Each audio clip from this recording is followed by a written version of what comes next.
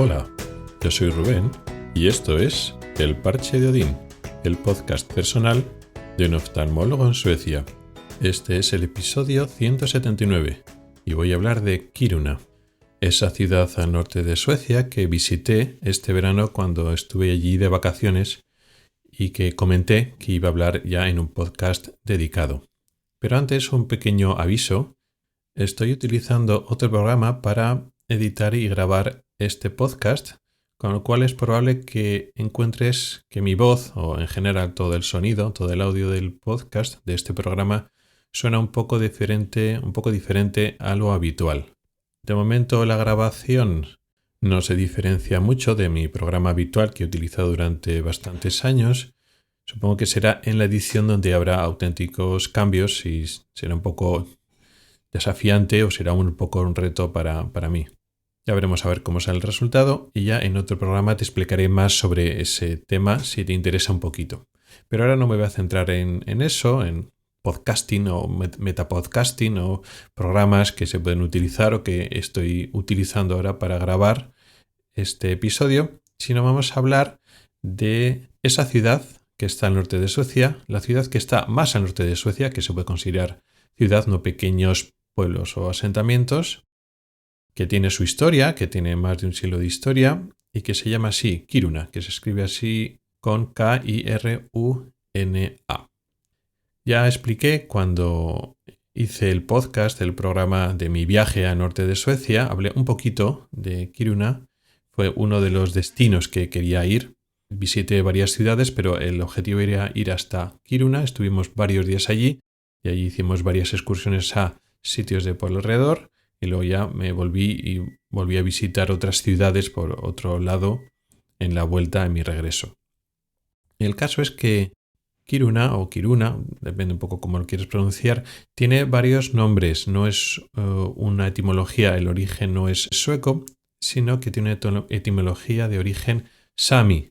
Los samis, como decía en el otro programa, es el grupo de población que es nativa de la zona norte de Escandinavia, de la zona norte de Noruega, Suecia, Finlandia, incluso la parte de Rusia que está limítrofe con Finlandia aquí al norte.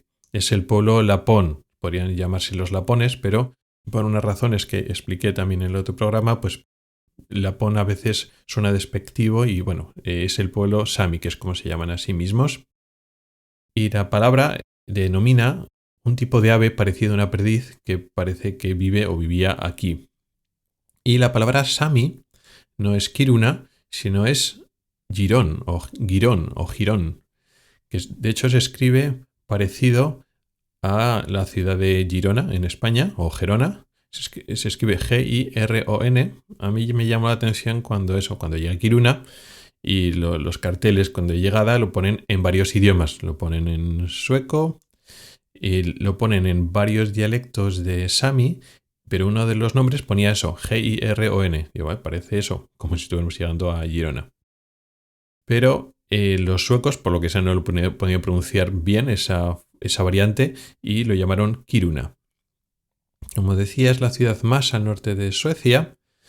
Tiene unos 23.000 habitantes, lo podemos llamar que es un pueblo grande o una ciudad pequeña. Y está aquí, en Laponia, en Lapland, la zona más norte de Suecia. Y está junto a dos grandes montes. Y esos dos montes tienen un gran yacimiento de mineral, concretamente de magnetita, de hierro. Uno de los montes ya no se explota como mina, pero sí se explota el otro. Veremos que la mina tiene una gran importancia. Pero antes de hablar de la mina, propiamente dicho, y luego después de cómo está Kiruna en estos momentos, vamos a remontarnos un poquito. Realmente en esta zona de Kiruna se han encontrado asentamientos humanos desde hace unos 6.000 años. Eso no quiere decir que haya estado habitada esta zona, este área, constantemente desde los 6.000 años. Es una zona que está a unos 150 kilómetros al norte del Círculo Polar Ártico, con lo cual las condiciones meteorológicas, clima, sobre todo en invierno, es duro, y más teniendo en cuenta, pues hace siglos o hace milenios, cuando no teníamos las herramientas para luchar contra el frío como podemos tener ahora.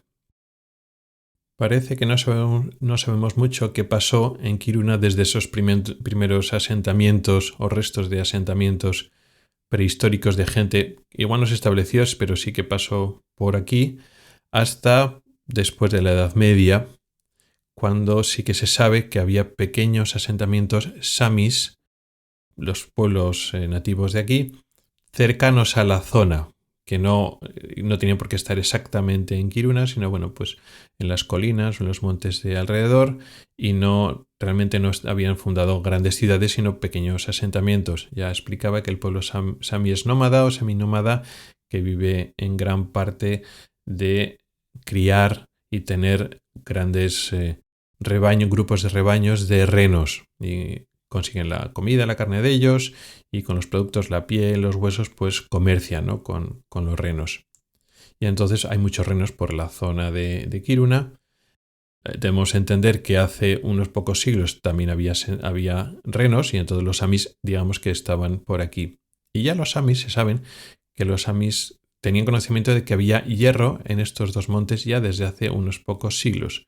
Con lo cual, pues sin realmente hacer una actividad minera profunda o digamos industrializada, sí que de alguna manera sacaban ya hierro de aquí, de estos montes, al lado de lo que luego sería la ciudad de Kiruna.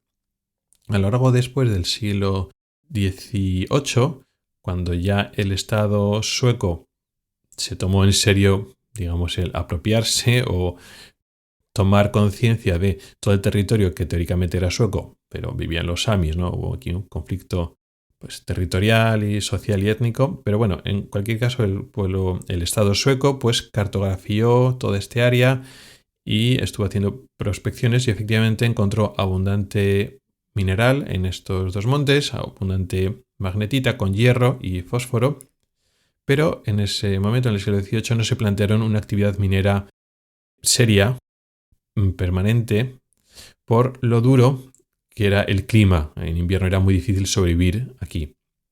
A lo largo del siglo XIX sí que se extrajo algo de mineral en verano, pero luego después era muy, muy caro traerlo al sur con trineos, con caballos. O sea que, bueno, se empezó porque, claro, la demanda de hierro existía, pero era muy complicado porque esto estaba muy al norte. Y ya a finales del siglo XIX hubo una serie de acontecimientos que el proceso de sacar el hierro y poner una mina aquí lo hizo más viable o más atractivo. Primero, en 1878, un descubrimiento relacionado con la química, el proceso llamado Gilchrist-Thomas, que es un procedimiento químico, permitía la separación del fósforo y del mineral en bruto de una forma mucho más fácil, con lo cual sacar de la magnetita del mineral que se extraía en Kiruna y en otras minas, pues sacar el fósforo se hacía mucho más fácil, por lo tanto mucho más rentable a nivel industrial. Un poco más tarde, en 1884, se dio una concesión para construir un tren entre una serie de ciudades y ese tren podía pasar por lo que luego sería Kiruna, entre Luleå, que es la ciudad grande que estaba más al norte hasta que apareció Kiruna, que Luleå está pegado al mar Báltico, pero muy al norte, y Narvik, que es un pueblo, una ciudad que está en Noruega, y entonces podían hacer un tren que fuera desde Luleå, que estaba en el este y un poquito más al sur, y Narvik, que está justo en la otra punta. Si Luleå está en el mar Báltico, pues Narvik está en el Océano Atlántico, en el Mar del Norte. Y entonces se aprobó hacer un tren que uniera estas dos ciudades y por tanto podía pasar por lo que luego sería Kiruna, por estos dos montes donde había hierro. En 1890 se funda LKAB, que es una gran empresa que se dedica está enfocada en la minería y también se dedica a financiar este tren que va a pasar por Kiruna.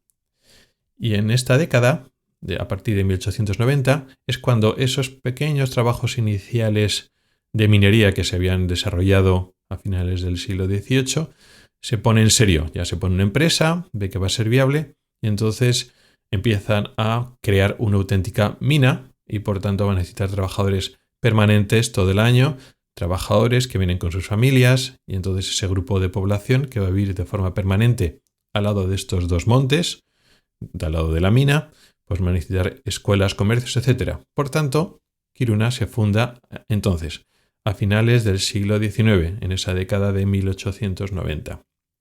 En 1898 se toma por fin la decisión de construir la línea del tren, porque desde que se hizo la concesión unos años antes hasta entonces ha habido problemas primero de financiación, un proyecto muy caro, y también disputas políticas. Había controversia política si era estratégicamente conveniente o no, porque en aquel momento Rusia había invadido Finlandia y Rusia quedaba relativamente cerca de una de las, digamos, el punto de partida del tren en Luleå. Bueno, había disputas políticas que se solucionaron y ya justo a finales, ya casi llegando al siglo XX, 1898, se toma la decisión por fin de llevar a cabo la construcción y al año siguiente, en 1899, el tren llega a Kiruna y ya Kiruna por fin está conectada, digamos, con el resto del mundo. Luego, la mina crece, es muy rentable ese hierro para Suecia, para su propia producción y para también vender y exportar al extranjero. Kiruna y el hierro extraído de Kiruna tuvo una gran importancia en la Segunda Guerra Mundial. Pero de eso, de el hierro de Kiruna, de la ciudad de Narvik, esa ciudad noruega que da al mar, que está en un fiordo, tuvo una importancia capital durante la Segunda Guerra Mundial, pero dedicaré otro episodio a hablar de Narvik, de la batalla de Narvik en la Segunda Guerra Mundial y por tanto del hierro, del mineral que venía de Kiruna. En la actualidad, Kiruna tiene la mina subterránea de hierro más grande del mundo, también la más moderna de todo el mundo. El mineral que saca es, como decía, magnetita, que tiene sobre todo hierro, por supuesto, pero un contenido relativamente alto de fósforo que también tiene mucho interés industrial. Es una mina súper profunda, tiene una profundidad de 1,3 kilómetros desde la superficie, o sea que han excavado muy profundo y están aprovechando principalmente una gran veta de magnetita y este veta de mineral tiene 4 kilómetros de largo con un grosor que varía entre 80 y 120 metros de grosor y alcanza una profundidad hacia el centro, por debajo del centro de la Tierra, de hasta 2 kilómetros. Solo imaginar una veta que tiene, digamos, un grosor, por decirlo así, una altura en sus tramos más estrechos de 80 metros y aparte se extiende por debajo de la Tierra 4 kilómetros, es difícil de imaginar. Es muy impresionante. Produce muchísimo material, concretamente unas 27 millones de toneladas de magnetita cada año. Como esta mina es antigua, tiene más de un siglo, desde 1898 ha sacado unas 950 millones de toneladas. Impresionante. Por eso sigue teniendo y ha tenido a lo largo de todo el siglo XX un gran valor estratégico por la gran cantidad de hierro que puede proporcionar a Suecia o al país que consiga controlar la producción y la distribución de este mineral. Pero aparte de la mina, que igual es lo más importante o relevante de Kiruna, también hay otras cosas interesantes en torno a Kiruna. Primero, el turismo. Ya estoy hablando de una atracción importante, no justo en Kiruna, pero en una población que está al lado de Kiruna, que es el Hotel de Hielo. Ya estuve hablando de ese peculiar hotel en el programa anterior. Dejaré el enlace en las notas del programa donde estoy hablando de mi viaje. Así que ahora no volveré a repetir un poco lo mismo. Pero también a nivel turístico, pues las actividades de invierno que podemos disfrutar en el norte de Suecia y de forma parecida en el norte de Noruega y supongo que también en Finlandia. Pues ver las auroras boreales, trineos con perros, esquí alpino, este tipo de cosas. ¿Por qué en Kiruna y no en otros sitios? Pues por supuesto que hay en otros sitios, pero claro, Kiruna es una población grande y estable y entonces tiene mejores infraestructuras que si vas a un pueblo mucho más pequeño que esté más apartado. Primero porque más al norte casi no hay nada. Y al sur, pues si te vas más al sur, ya por debajo del círculo polar, sí, pero claro, no es lo mismo. No puedes ver ese sol de medianoche o esas noches invernales donde no se pone el sol. Tiene que ser al norte del círculo polar ártico. Aquí hay una población estable, por lo tanto, es más fácil encontrar vivienda o apartamentos o hoteles para estar unos días o unas semanas aquí. Además, hay un aeropuerto, el Aeropuerto Internacional de Kiruna, con lo cual es más fácil llegar de otros sitios, incluso desde Suecia. Nosotros lo hicimos en coche porque, bueno, pues disponíamos de tiempo y la meta no era solo visitar Kiruna, sino visitar toda Suecia. Pero incluso desde Suecia ir en coche o ir en tren son muchos kilómetros. Suecia es muy largo. Con lo cual, si estás en el sur, pues por Estocolmo o por las ciudades grandes del sur, es muy probable que una opción es también el tren, pero dura muchas horas, pero muy probablemente el avión es una buena opción. Y claro, si quieres visitar Kiruna desde otro país, pues el hecho de coger un avión a Estocolmo y luego coger un tren, pues no parece una buena idea. Si hay aviones disponibles, es mucho mejor ir en avión directamente a Kiruna y hacer esas actividades. Cosa que en otros sitios que no tienen aeropuerto cercano, no tienen tren o no tienen infraestructuras, pues no es tan fácil.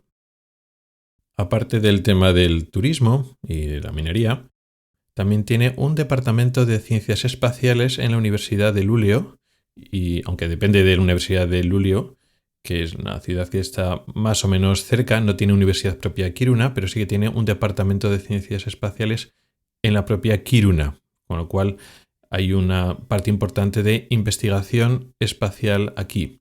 Además, recientemente han comenzado una colaboración con la NASA y eso les ha supuesto una inyección de dinero.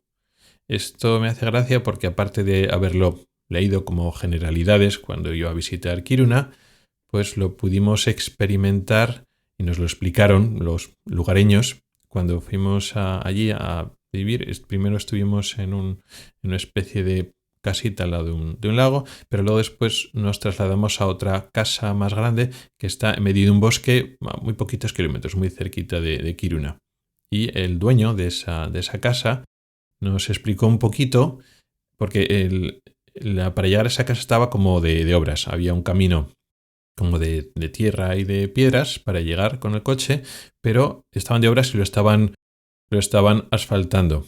Y entonces el dueño de la casa nos explicó que eso lo habían pedido de hace pues no sé cuántos años, que asfaltaran ese camino a esas pequeñas poblaciones que hay alrededor de Kiruna y no había manera, lo cual dificultaba, por supuesto, las actividades de turismo. Es más difícil para los turistas acceder cuando los caminos son pues de tierra o de piedras que si estuviera asfaltado.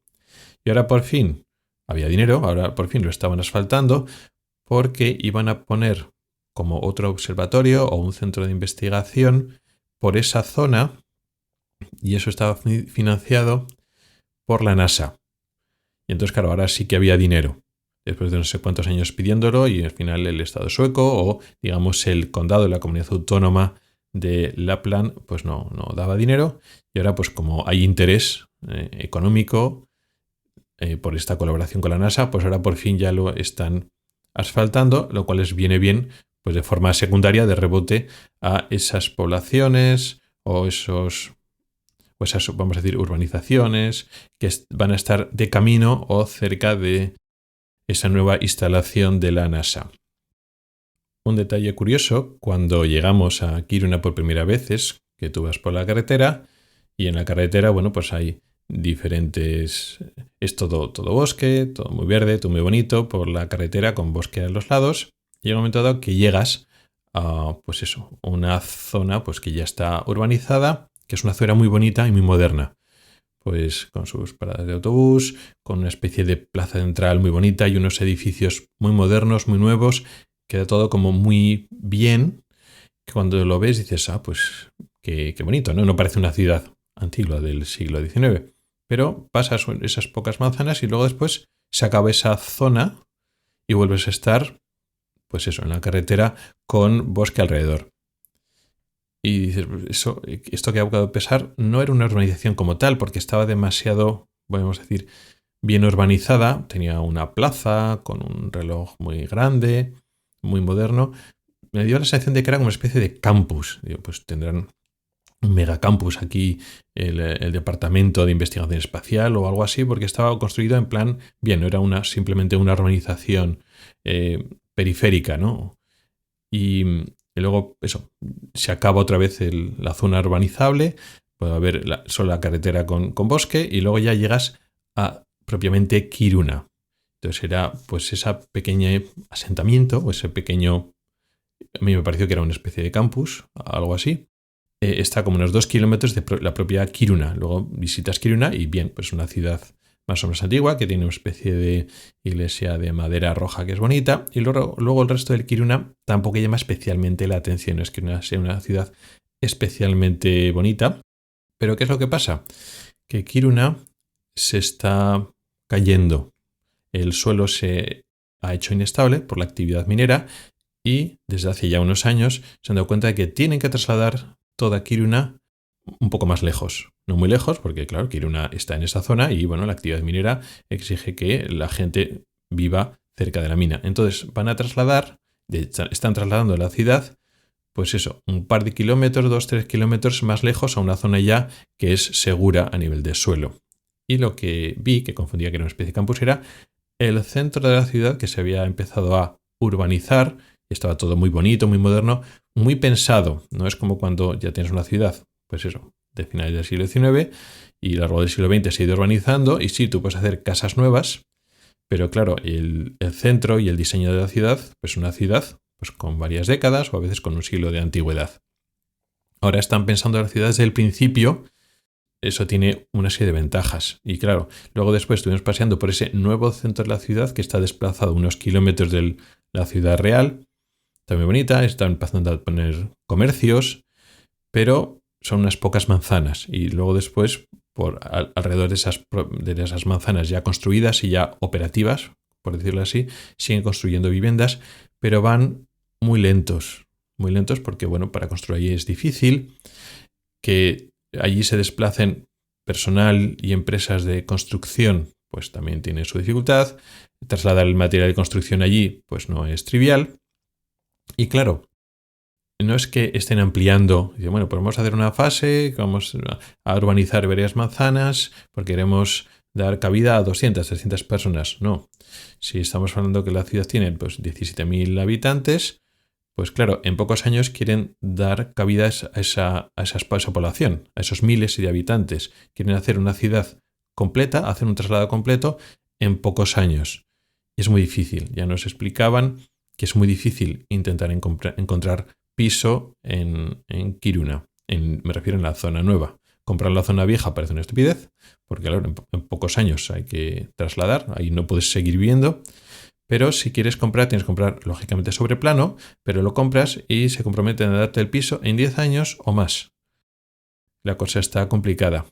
Y sí, ahora pues Kiruna, pues con el tema del turismo está bien y luego con el tema de la exploración espacial, pues atrae más gente, pero el problema es si ya los que están allí, los que viven allí, tienen dificultad para buscar el piso en la nueva zona de la ciudad, pues imagínate a alguien que llega de nuevas. Entonces, ese crecimiento orgánico de una ciudad que puede estar en expansión se dificulta porque es que no encuentras vivienda en la zona nueva.